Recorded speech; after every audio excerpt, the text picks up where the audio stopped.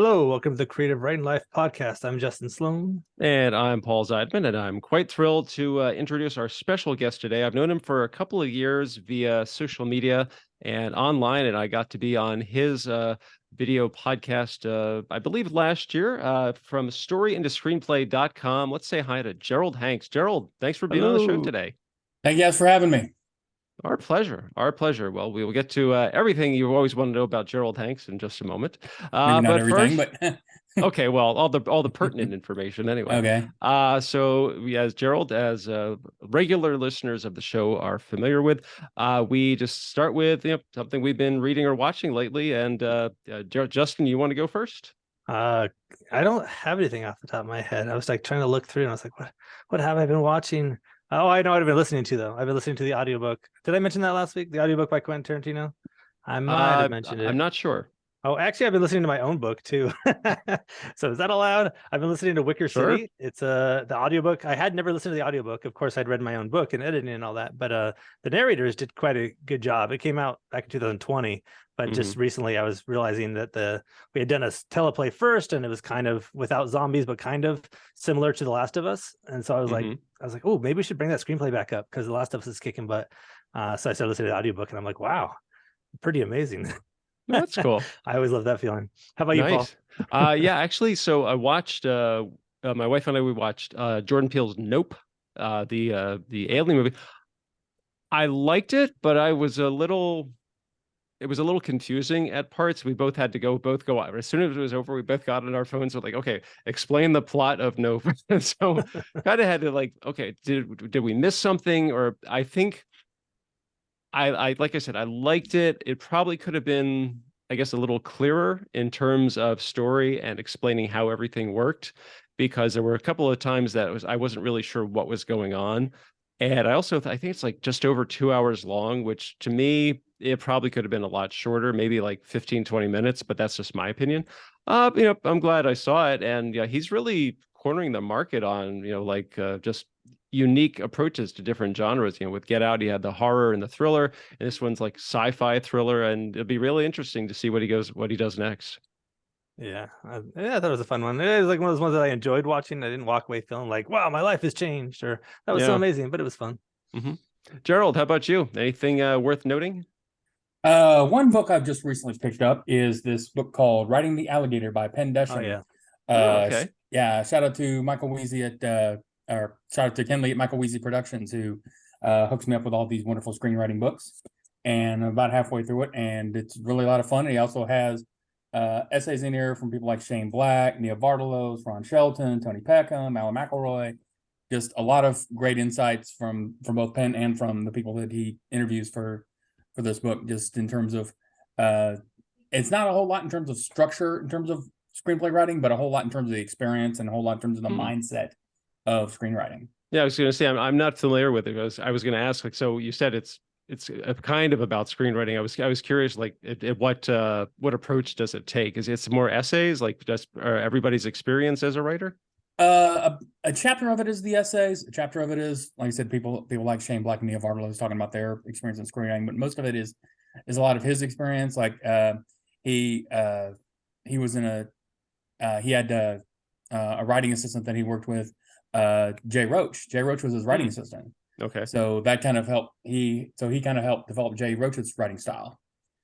So a lot of that comes. So like I said, a lot of it is more mindset than technical, structural, ABC type stuff. Yeah, that's it. I enjoyed that book a lot, and one thing I liked about it as well, just everything else, and being a big Robin Hood fan, was at the end. I think it's the end. He has basically summaries of a lot of the other big screenwriting books. So like I think his assistant or somebody went through and summarized his own screenwriting library. So yeah, so that's great. Like if you're not sure. Yeah, it's basically shorthand screenwriting library, and I've got a lot of those books already. So yeah, so yeah, it's a good idea. Got that one, got that one, got that one. Don't got that one, don't got that one. Yep. Yeah, if you're not sure which ones to read, that's a good way to start and figure out definitely his opinions, or somebody's opinions. Definitely. That sounds cool. Okay, so Gerald, let's talk about you. So let's give us a little background about yourself. Like, have you always been a writer? Did you kind of like, you were in another industry and you're like, I'm going to take a stab at writing and see how it works out. I mean, like, were you always a writer, or did you gradually get into it?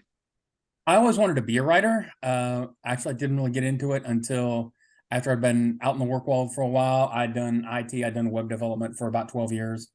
And just at one point, and I think basically the technology pretty much outraced me at that point. So I figured I would just, move on to do something else. And I started getting freelance writing gigs, and that started kind of getting the ball rolling. And as far as screenwriting, have y'all ever heard of the 48-hour film contest? I've heard of a few of those type of things. Okay. Sure, for sure. Yeah. Well, I started doing those, and like I said, basically, like the premise is that they give you a name, a job, a line, a prop, and a genre, and you have to write, shoot, edit, and render a 4 to 7 minute short film in 48 hours. Cool. They give you the material Friday night at 8 o'clock. You got to turn it on Sunday night at 8 o'clock. Oh my gosh. And Yeah. so were you one of the filmmakers who just took it all on, or did you work with a team? No, I was one of the writers. I was one of the team. Just like I wasn't on set, so I let that be somebody else's headache. But I did that for about 3 straight years. And the funny thing is that my producer and my co-writer for a lot of those projects ended up being, and is now my manager. That's great. So and he's also a writer. And so like I said, he was I was one of, when he started getting into management, I was one of the first clients he signed. So oh, that's great. That's great. So so where did you go from there? So you had the 48-hour film festival, and you just decided, okay, I really like this, I'm going to start writing features, or did you just kind of like start dabbling, or did you just like really just dive right in? I really started to immerse myself in a lot of the books on screenwriting. Like I said before about the library that Penn Desha mentioned, and like I said, I've got basically right here by my hand, I've got like a whole shelf full of screenwriting books, and just kind of immerse myself into the structure of it and the language of it, and just because I had tried to write novels before, I tried to write short stories, tried to write novels, and just looking at screenplays is like a completely different language. And then just the more I learned about it, the more I got into it, and the more I thought it fit my writing style. Okay. And so I'm also, like I mentioned at the top, that I've known you for a couple of years. I think I found you via your website, storyindoscreenplay.com. So Right. How did that come about? Did you just like all the things you were learning while you were learning about writing, you thought, yeah, I want to pass these on to other writers?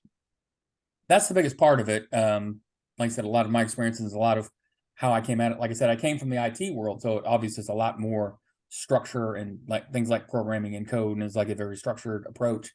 And just looking at screenwriting from that perspective in terms of like how the structure of a screenplay breaks down, and I just started spewing. It was like this. I figured out things like Act 2 is like twice as long as in the middle. Just like it's more like 4 quarters than 3 acts. So Okay. so just the more I learned to learn about structure, the more I started posting about it, the more I started wanting to learn to share, the more I wanted to try to help other writers who were in the same boat.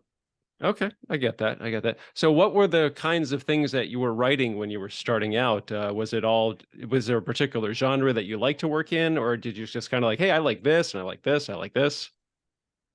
Well, it was more kind of, actually, I'm a big sci-fi nerd. That's mostly what I read and mostly what I watch. And that was one of the 48-hour films that I did with the sci-fi, but I started just kind of exploring other things that I like. Like I had written a script about poker because I was playing poker at the time. Written a script about a guy who tried to get into the World Series of Poker. And I was also into comedy, so I also wrote a comedy script that was on the National Lampoon Comedy Gold finalist list. No, that's great. So, okay, so I also understand that you was it the Kairos Prize, a Kairos, script right. of yours, you won for that, and that's more of like a faith-based kind of contest? Right. That was a script I wrote with a client. He kind of came up with the idea, and I helped him develop it, and we would kind of hash out the story ideas, usually over a Friday afternoon barbecue. A good setting. Yeah, and we would just hash out the story and the characters, and kind of an approach as to where these characters are going. Not so much, less about the message and more about the characters. Let the characters convey the message through their actions rather than basically preaching to the audience. Okay. That's kind of the part where I had to guide him through it. So Sure. And what was were there any results of the getting the Kairos Prize? I mean, did that you'd said your manager had signed you when he'd started being a manager, but did Right. the Kairos lead to any other opportunities, like any gigs or that kind of thing. Well, that was the big one in terms of that. Whenever he showed it, like I said, he had just started with this agency. They were basically a literary agency, and they just started getting into screenwriting. So when he showed them that script had won a prize, then he said, okay. And it's like, then that's what basically got me signed on. And it also had a nice little cash prize to it, and was able to pay off my credit cards with it. So hallelujah for that. That's always great. So before we get to your vote writing method, I'm going to toss it over to Justin, see if he has any questions for you. Yeah, for sure. I saw you've been involved in screenplay contests as a reader as well, right? Yes. Okay, cool. Yeah, I'd love to just chat about that a little bit. Yeah, with Austin and with Coverfly. Also read scripts for Coverfly. Awesome. How long have you been doing that? About 3 years now. Okay, cool. And what's been your experience? We've had some people on here talk about the negatives and the positives. I especially love to hear about the positives, but some negatives are okay. Okay. You mean just in terms of the experience of reading scripts? Yeah, I mean, for contests, do you recommend some aspiring writer go out there and start reading for contests, or what would be your thoughts on that in general? You mean in terms of like an aspiring writer trying to learn more about how to write? Sure. Or if there's any other benefits to being part of the contest that you might have come across, networking, what have you? With Austin, definitely was networking. Like I said, I've done both coverage and first round judging for Austin. That's how I was able to get into the Austin seminar the last couple of years. Oh, cool. And that was enjoyable. And as far as Coverfly, it's they're one of the few that actually pay for script readers. But like I said, you gotta slog through a lot of stuff. Now he mentioned the Austin Film Festival. Yeah. Sorry, before you go on, I always obsess over the Austin Film Festival, and this year's he really does. Oh, really? Have you been? I used to go. I went for like 4 years in a row, from 2011 to 15 or 16, somewhere in that zone. And I just started going again. So. Yeah, I just started going the last couple of years. Okay, I might have seen you around this year then. Yeah, and I'm in Houston, so it's nothing for me to go to Austin. Yeah, that's great for us. It's not bad, but Well, it's a plane ride away for us. Yeah. So, and Justin was on me for at least, because we've been doing this for almost 2.5 years, and pretty much since the beginning, he said, "You really got to go to Austin." So this past year, like I think it was Black Friday. They said, here's the Black Friday deal. And I talked to my wife and said, yeah. And she said, yes, you should definitely go. And Justin's like, it's about time. We should rename this podcast the Austin Film Festival podcast. Yeah. I gotta admit, I didn't see a single film, but I went to so many panels and met so many people, and it was just a great opportunity. It's great in terms of networking, great in terms of meeting other writers. And it's like, and right before I went the first time, I talked to Chris Vogler, who wrote the Writer's Journey. Uh-huh. And the thing right before I went, I said, what do you recommend? He said, hang out at the Driscoll Bar in downtown Austin. We've heard that name a few times on this show, I'm sure. Yes, we have. I had a question for you about, because both Justin and I have read for Austin as well. So what would you say as a reader is the biggest takeaway you get from a lot of the scripts you read? I mean, I'm just like, for me, it's a lot of writers who send their scripts in that, in my opinion, a lot of the scripts just weren't ready yet. That they were still in an early draft kind of. It wasn't first draft, thank goodness. Right. But a lot of them, there was still a lot of work that needed to be done. And so I tried to be as positive with my notes for the comments that I could. But sometimes it was just really hard because the script needed so much work.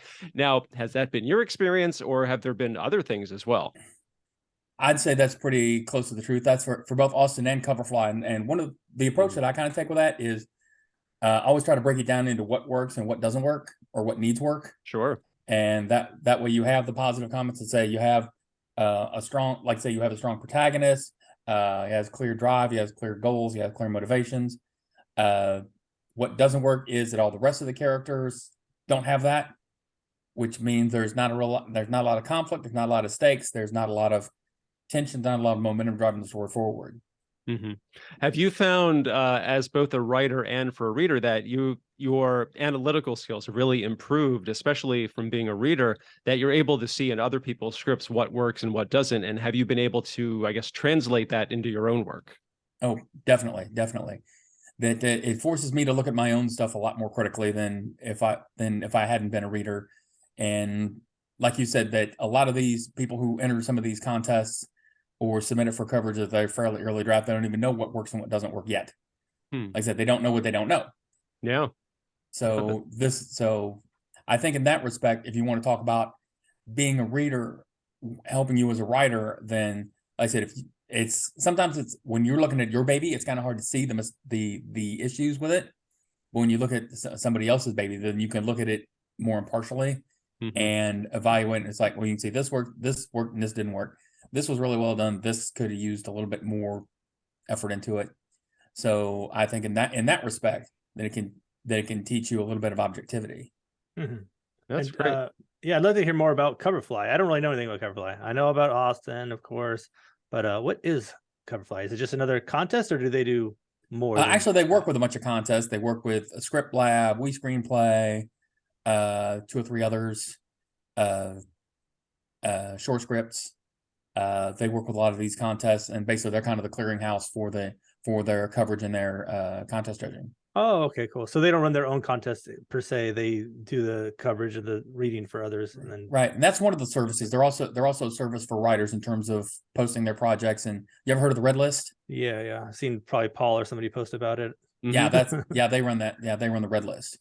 Okay, cool. Yeah, Coverfly is kind of it's almost like a hosting service almost. Right. You can list a little like the Blacklist. Yeah, you can list yourself and your scripts, but they also but if you have the thing is that I think like ISA, you can do a lot of contests. You can feature those on your profile, but with Coverfly, it's almost a select group that it's I guess especially the more high profile contests that you can have however you place in that on your profile. Yeah, and like and Gerald mentioned the Red List. It's kind of like almost like the best of the best.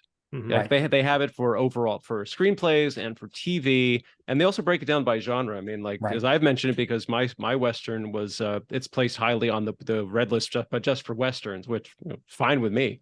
But I you see it all the time on on Twitter, like a writer say, hey, my script made it onto the Red List for fantasy drama or fantasy pilots type of thing. And it's like, yeah, good for you, because because they are constantly getting more and more scripts hosted and listed on that service. And so just you have to think of like they have like what 150,000 projects maybe listed. And so if yours is in like the top 3% or the top 1%, that's really saying something about your work. Definitely. So 2 questions then. One is, how does somebody become a reader for a screenplay contest? How did you go about it?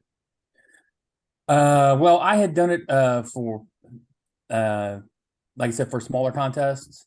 And then usually that some of these sites like Austin, like Coverfly, like Inktip or someplace like that will list that they're looking for readers, and they'll ask for a sample.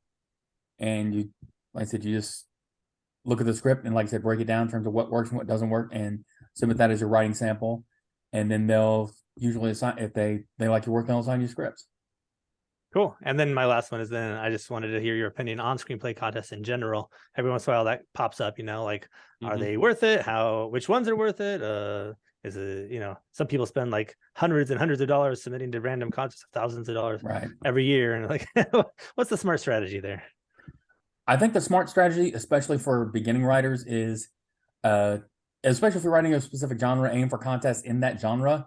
Because if you're aiming at something like Austin or Nickel or Blacklist or something like that, then that's, especially for a rookie writer, that might be aiming a little high. But if you're aiming for, if you're in a specific genre, aim for contests in that genre. Like I said, when I won Kairos was a faith-based contest.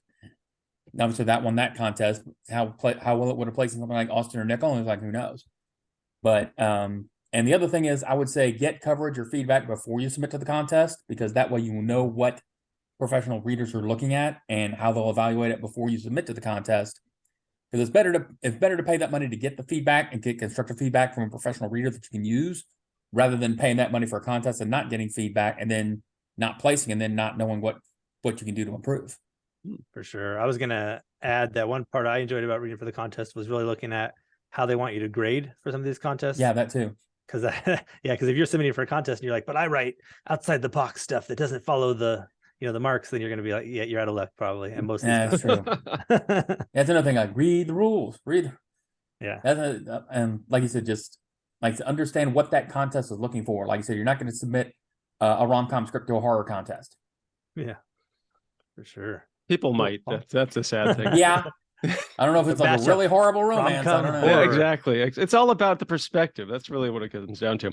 Okay, so Gerald, I want to talk to you about I want to say you call it your vote writing Right. method. So for those unaware, Gerald does a presentation explaining it's really helpful and very I like the approach that you take in explaining it, but I'm going to toss it to you, just kind of like, give your like here's how I do it. Okay.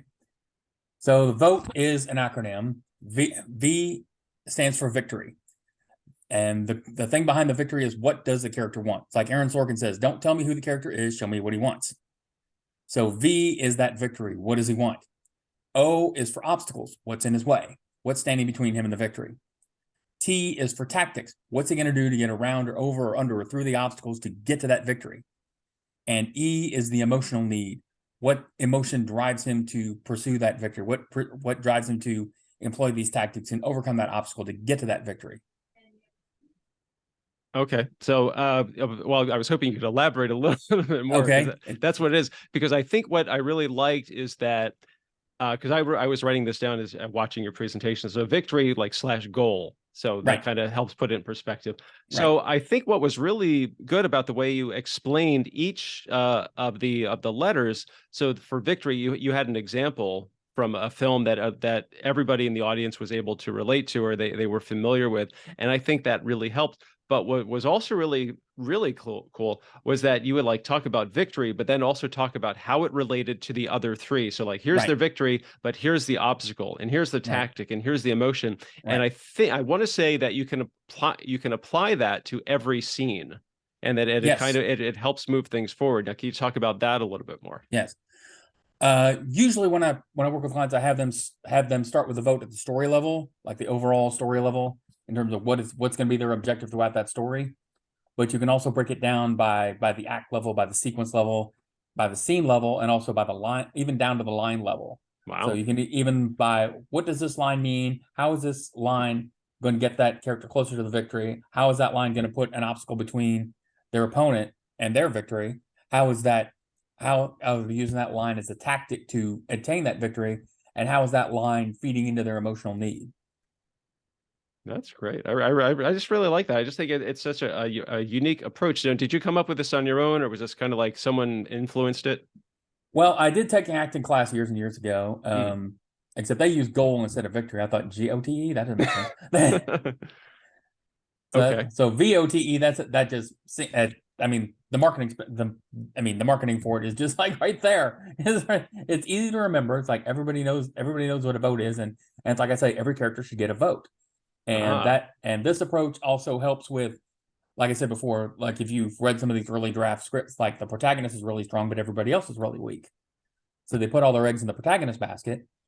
The thing with the vote is that it makes sure that you don't have, mustache twirling antagonists, or you don't have thin cardboard love interests, or you don't have the goofy sidekick that's just there for comic relief. That each of these characters has a vote, has a victory they want to pursue. They have obstacles in the way of that victory. They have tactics that they try, and they have an emotional need that drives them. And like I said, I kind of compared a little bit to Save the Cat. I think let's say, raise your hands if you've all read Save the Cat.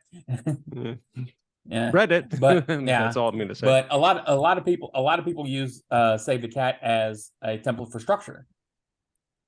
My goal is say what you want about it. It's like, but it's a lot of people use that as a template for structure. What I want to do is use the vote as a template for character. Oh, okay. Nice. I have one more question, then I'll toss it to Justin. Do you have, as part of your presentation, I guess, examples that you use to I guess, support each letters? Like for victory, is there just like any movie or any character that you just kind of like, okay, think about, Indiana Jones, think about Atticus Finch, that sort of thing.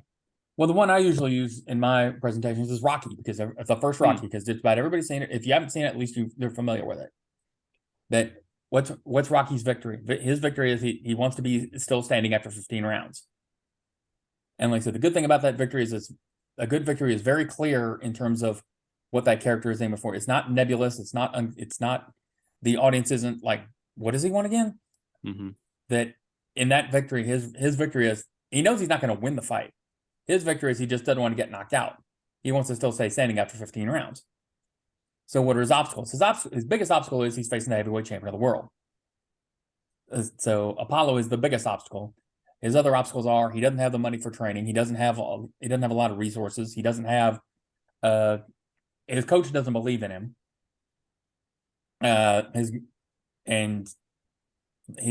He's also trying to strike up this relationship with a girl who works in a pet store. So what are his tactics? Like those are your trailer moments. You're punching the side of the beef, the running up the stairs, the drinking the eggs, the chasing the chicken. And so what's his emotional drive? What's the E? What's the emotion? His E is that he needs to prove to himself that he's worthy of the love of a girl that works in a pet store.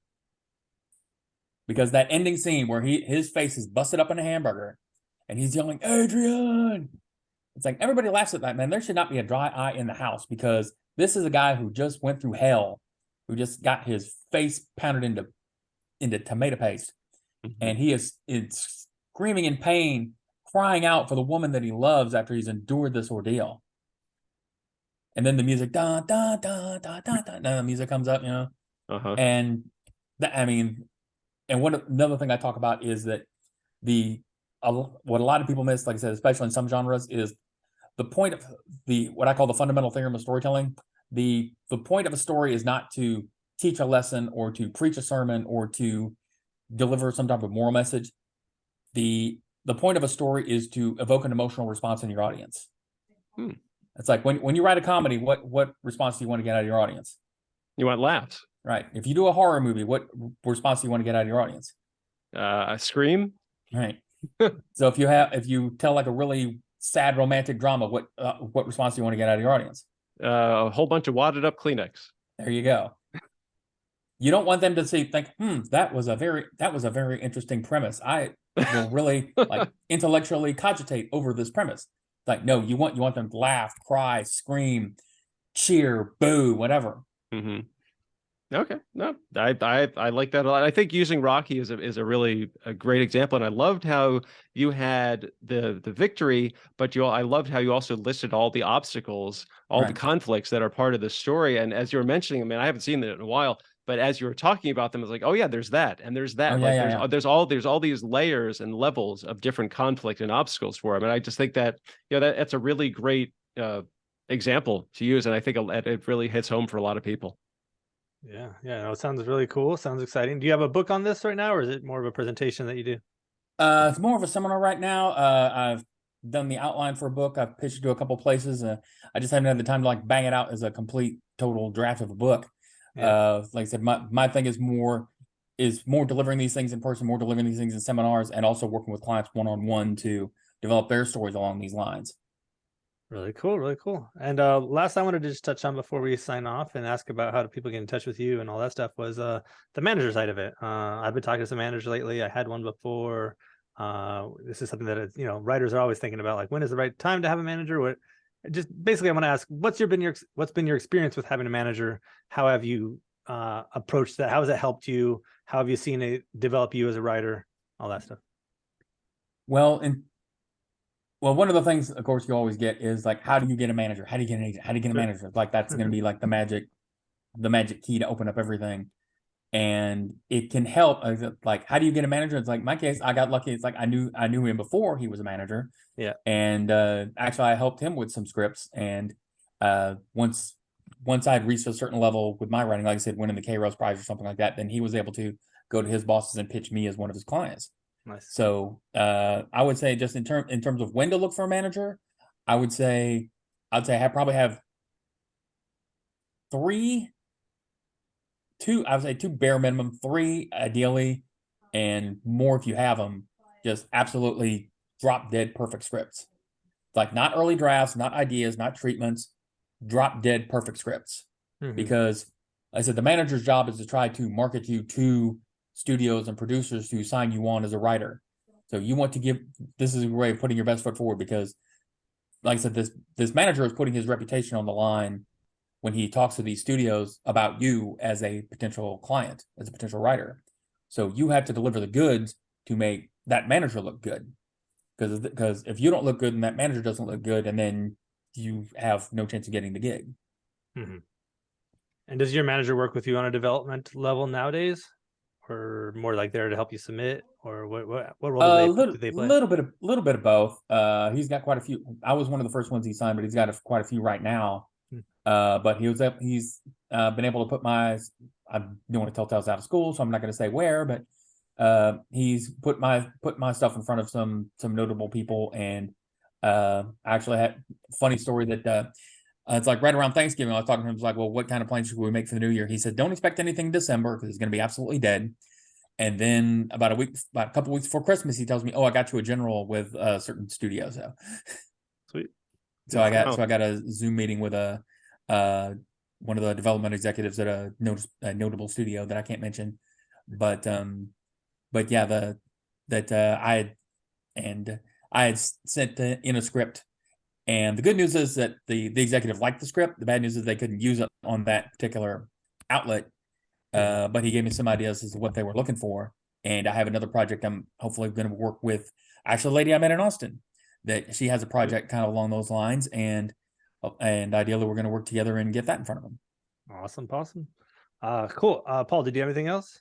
I don't think so. I did want to talk about one last thing that I got from your seminar. I thought it was probably one of the best things that you said. It's that plot comes from conflict and conflict comes from character. Right. And I just thought that was just so spot on. And I mean, can you kind of like touch on that one just a little bit? Well, I pretty much got that from the idea that everybody's asked us, like, do you start with plot or do you start with character? And when people start with plot, then their characters usually end up pretty thin, because when a writer starts with plot, then the writer is pulling the strings, the writer's driving the car. But when you start with character, the characters drive the car. The idea is for the characters to drive the story. And that's especially true when a lot of my clients are people who've written books or written novels, or trying to turn them into screenplays. And one of the things I kind of beat into their heads is that when you write a novel, you're writing for readers. When you're writing a screenplay, you're writing for actors. So like I said, that's why the whole vote method basically comes from an acting class. And like my whole approach, even though I'm not an actor, that a lot of my approach came from a very actor-centered approach. And that, like I said, it's like I said, with people who write novels, they're going to have their name on the front of that book. It's like when you watch a screenplay, it's not going to be that writer is going to be sitting on Jimmy Kimmel's couch talking about this movie. Because that's why you want to write great parts for these great actors, to be able to sit on that couch and cheerlead your movie and say, this is the best thing. When I got this script, I told my agent I had to do this part. It was the best thing I've ever read. I have to be in this movie. And then I got to do it, and I was able to deliver a great performance with these other great actors, and we delivered a great movie, and everybody needs to go out and see it. You want them to be your cheerleaders. Oh, I like that. I like that a lot. That's great. Gerald, this has been great stuff. Where can people find you online? You can find me at storyinthescreenplay.com, which is my blog that, like I said, you post screenwriting advice and movie reviews and kind of my experiences. Like I said, I posted a blog about when I went to Austin for the first time, which was a lot of fun. Got to meet Shane Black. That was fun. On Facebook, I'm at Story Into Screenplay. LinkedIn, I'm at Gerald Hanks. Okay. And if somebody wants to find out more about your vote method, or maybe the seminar, should they still go to storyintoscreenplay.com, or is there another way to get in touch with you? Yeah, there's an email form on there, or you can direct message to the Facebook page, those are probably the best two ways. Okay. Fantastic. Gerald, thank you so much. This has been great stuff. All right. I appreciate it. Sure. Yeah, thank you. All right, ladies and gentlemen, once again, check out Gerald's stuff. If you're needing help, he's I don't know if he's available right now, but at times he is probably available. Oh, yes. He seems to be available right now. Reach out, say hi, and same thing with us. Say hi to us if you want. Be sure to leave reviews for the podcast, share, spread a word of mouth, all that stuff. You can find my books on Amazon, and I'm working on a TV show right now, so that's pretty exciting. We'll have to talk about that in the near future. Sounds excellent. And I'm Paul Zeidman. You can check out my screenwriting blog, Maximum Z. It's at maximumz.blog. I'm also on Twitter at maximum_Z. And yeah, please check out my screenwriting books on Amazon, the Go Ahead and Ask series about screenwriting and pie. They make great gifts for writers all over the place. Like he said, he's Justin, he's Gerald, I'm Paul. This has been the Creative Writing Life podcast. Thanks for listening. Stay safe, stay healthy, and most importantly, go write something.